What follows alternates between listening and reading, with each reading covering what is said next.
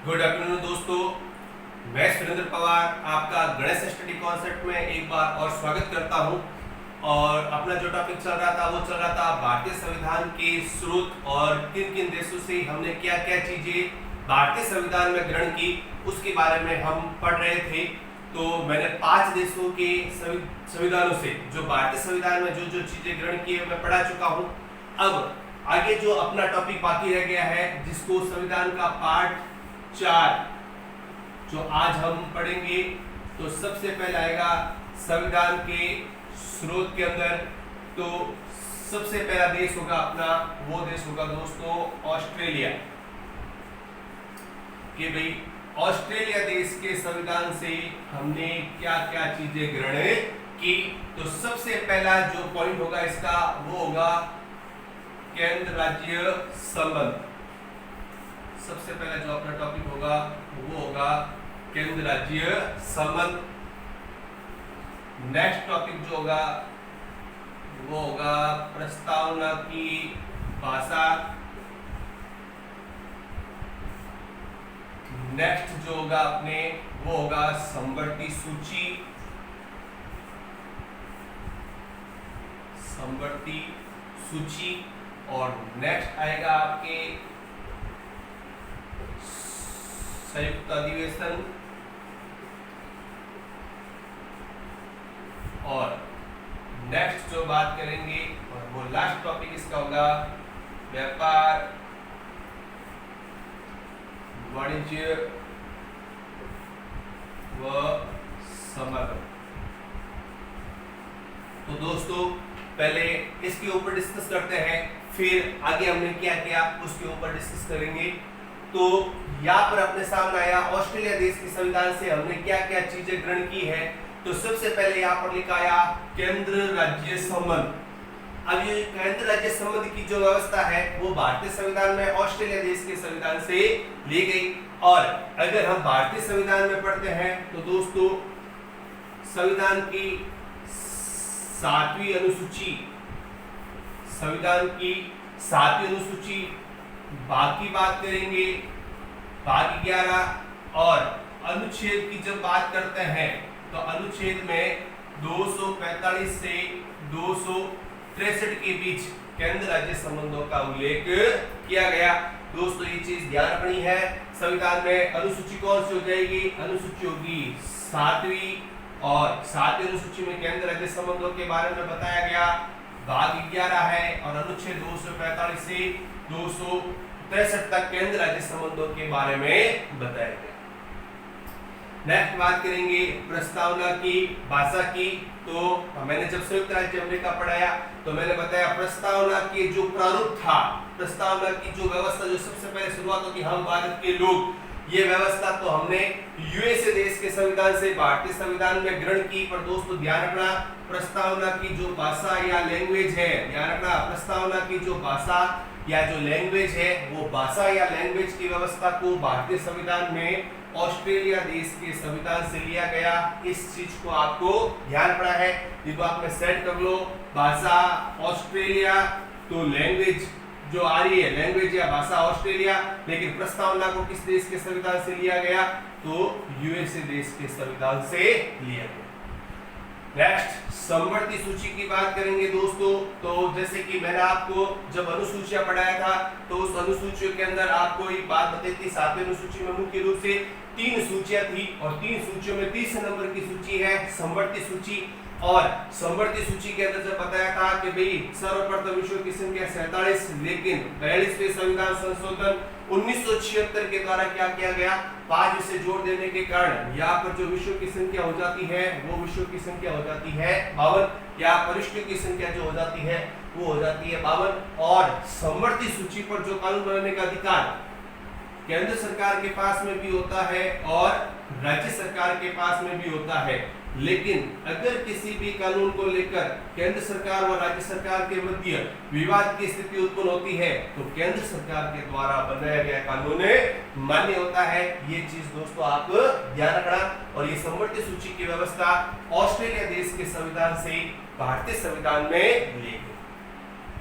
Next संयुक्त अधिवेशन की बात करेंगे तो संयुक्त अधिवेशन को ऑस्ट्रेलिया देश के संविधान से लिया गया और जिसका उल्लेख संविधान के अनुच्छेद 108 में किया गया है।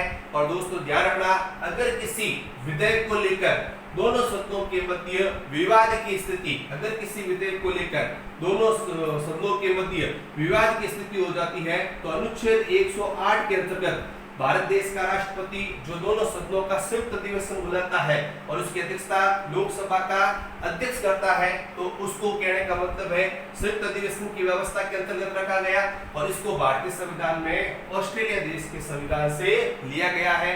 इस चीज को आपको ध्यान रखना है, ठीक है, इतनी है। और ध्यान रखना, धन विधेयक और संविधान संशोधन विधेयक को लेकर कभी भी दोनों सदनों का संयुक्त अधिवेशन नहीं बुलाया जा सकता है, इस चीज को भी आपको ध्यान रखना है। पर संयुक्त अधिवेशन की व्यवस्था ऑस्ट्रेलिया देश के संविधान से और संविधान के अंदर अनुच्छेद 108 के अंदर ये व्यवस्था बताई गई है।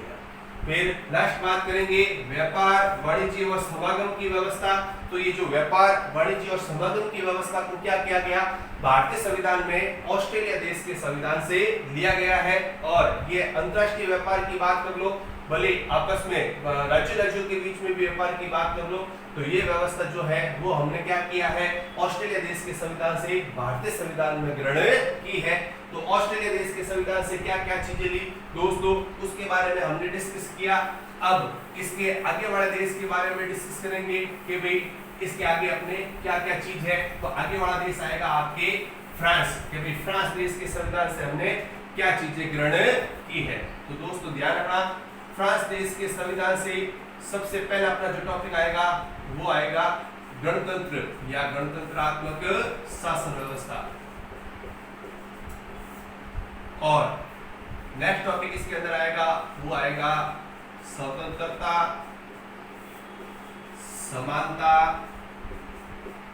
व बंधुत्व। स्वतंत्रता, समानता व बंधुत्व, ये जो व्यवस्था है ये व्यवस्था हमने फ्रांस देश के संविधान से भारतीय संविधान में ग्रहण की है।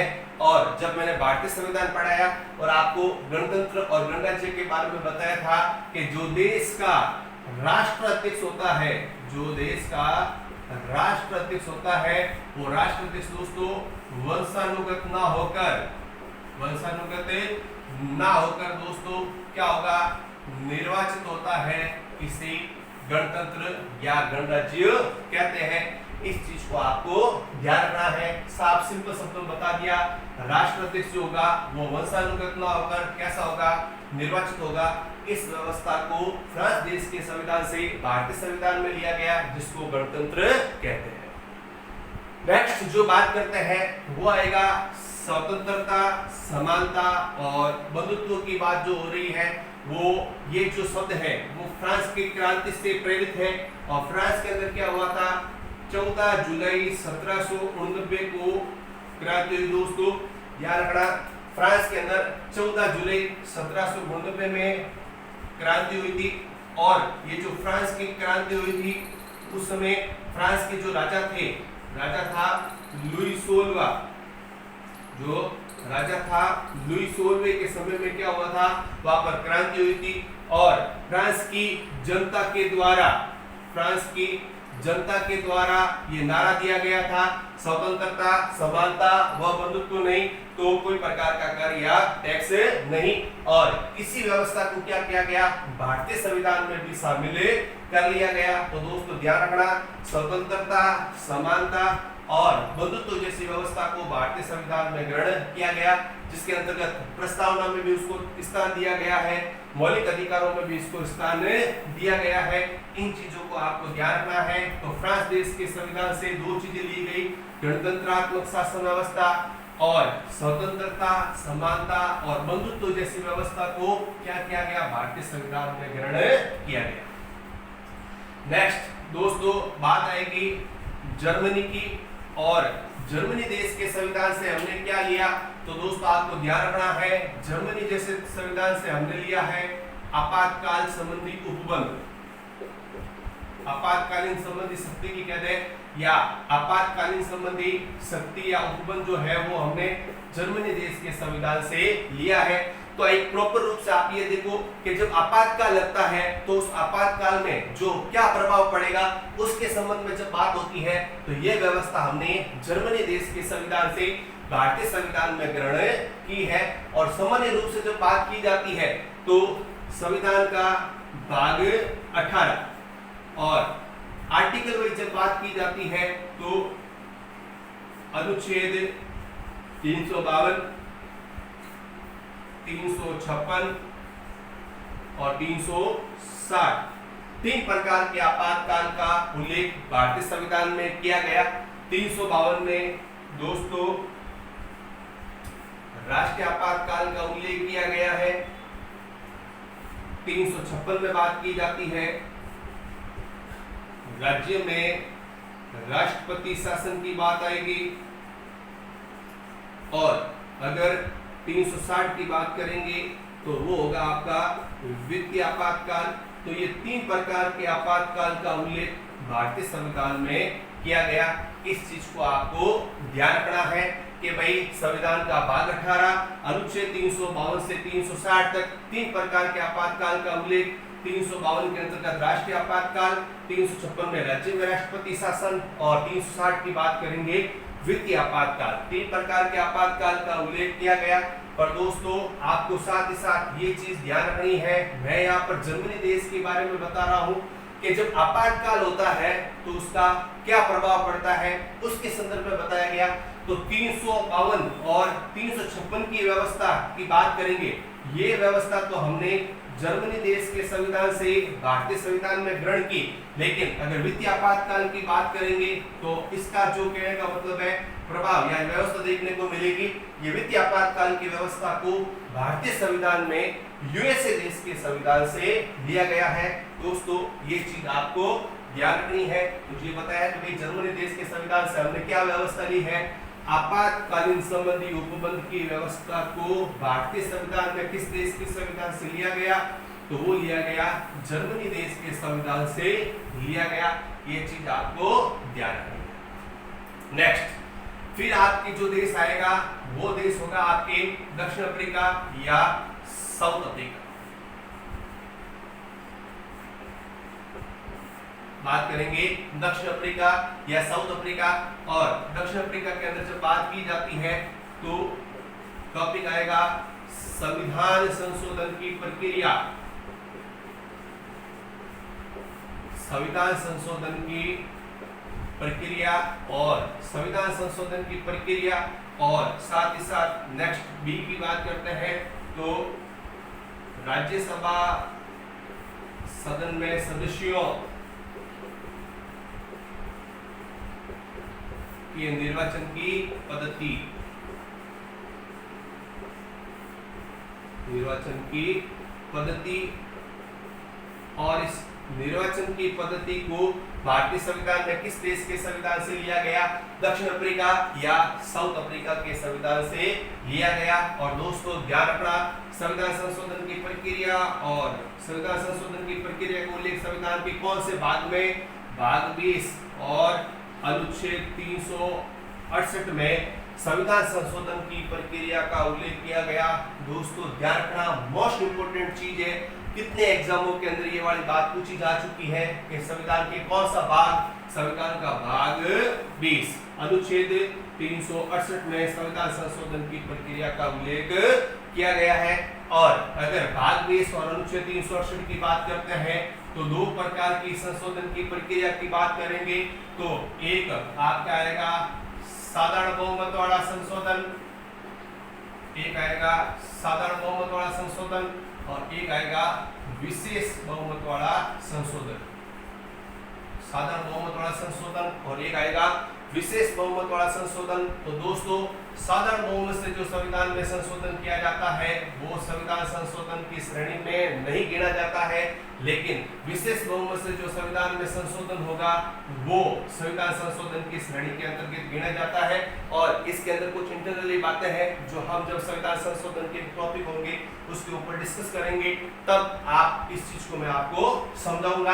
आप हाल फिलहाल ये ध्यान रखो, काफी एग्जाम में पूछा गया कि संविधान का भाग कौन सा 20 और अनुच्छेद 368 में संविधान संशोधन की प्रक्रिया का उल्लेख किया गया है।